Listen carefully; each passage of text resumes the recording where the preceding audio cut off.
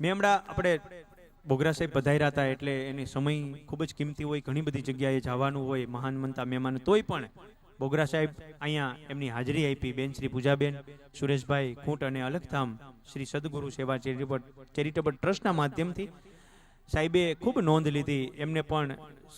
આપણે આમ મીડિયાના માધ્યમથી અને અત્યારે જે લાઈવ પ્રસારણ આપણે થઈ રહ્યું છે, આવા જે મહાનવંતા મહેમાનો છે, ગુજરાતની જવાબદારી લઈને